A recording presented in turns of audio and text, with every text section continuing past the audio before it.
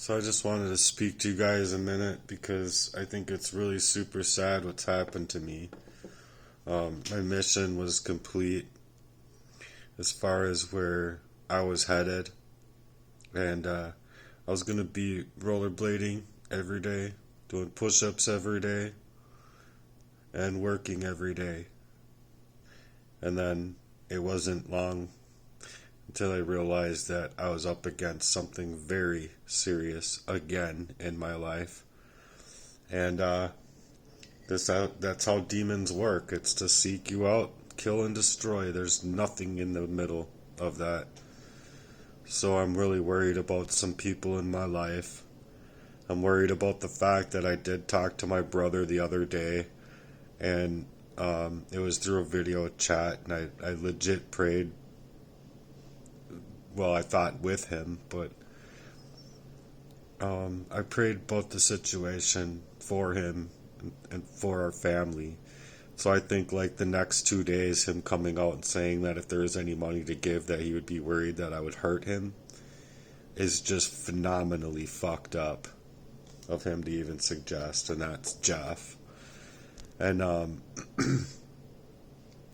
think it's messed up because he suggests that he's gonna bring money to be bringing money to my sister. Well, this was just after my video about posting that I wholeheartedly believe that my sister can't tolerate this stuff, and that someone should at least speak what she would otherwise be saying out online to protect my interest in this. Being if I were to die, no one would know the difference, and then these people can go ahead and run their biggest shit campaign all over the place. But there are liars out there. They've been working up this whole system, as a matter of fact, with the money, stripping our silver out of the money, and then stripping our gold out of the money, and then even minimizing the copper of our pennies, and just everything. We're given like a complete shit value for money, and it's paper currency, which is why they want to go digital, which makes it even that much more valuable for people to be silenced and dismissed and discredited and all that. So I don't believe in the world. I don't believe the world's decree there at all. I believe that people are genuinely way more worthwhile and worth more than what they're able to get to in life. So I just wanted to say and speak my piece about this because from my heart down my left arm for the past 2 years I've been dealing with stuff, but especially since I dropped to the ground. I don't even know how long ago, truthfully. It's been a while now. And I've been fighting it, and like I legitimately like had the whites of my peripherals coming and closing up on me, and not having like consciousness type of feeling, like missing a whole lot of consciousness. And then so by the time I get into the ambulance, they're asking me all sorts of questions that just really don't make sense to ask me in the position I'm in, because they're getting a response that's to otherwise say that it's anxiety and stuff like that, but it's very much like I don't have my notes, I don't have my availability to my brain, to my mouth, and that kind of consciousness. And so them pulling me in and just putting me on their EKG and hooking me up to the Holter monitor type of thing in the room is to suggest that they're there to take care of me. But when my alarm is going off and I have my heart rate all erratic, slowing down, speeding up, doing whatever it's doing, I'm sitting there just trying to breathe and trying to focus, and they're like, well, if you need help, you got to be able to scream. Yeah, well, that's my problem. I can't legit scream, because I scream and I'm dead. Like legit, I scream and I'm fucked. I learned that by getting out that session about the chemical reprieve. Like, I legitimately can't even listen to it anymore. I listen to it I don't know, 5, 6, 7 times. And I decided for myself that there definitely is evil frequency that comes through music. And the fact of the matter is that I couldn't do it. I couldn't tolerate it because it made me feel like the same things kind of over again. And or not over again, but like on top of it, the stress and stuff.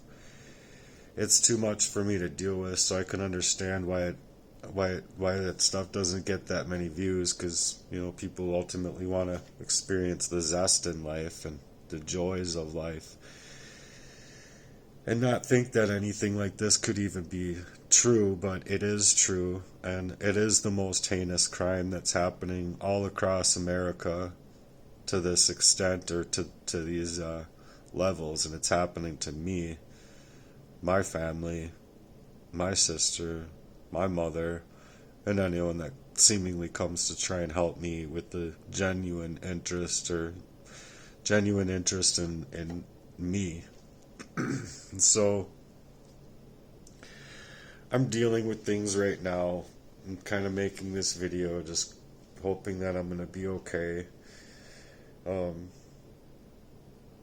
I don't want to go into if I go into the hospital again, what are they going to do? Are they going to see that this is normal? Like all this, the clamminess around and up and down? My body is in overdrive trying to fight the things that are happening to me. And then on top of it, I wanted to explain to people that these things I don't think would exist in my life, because they were not in my mission.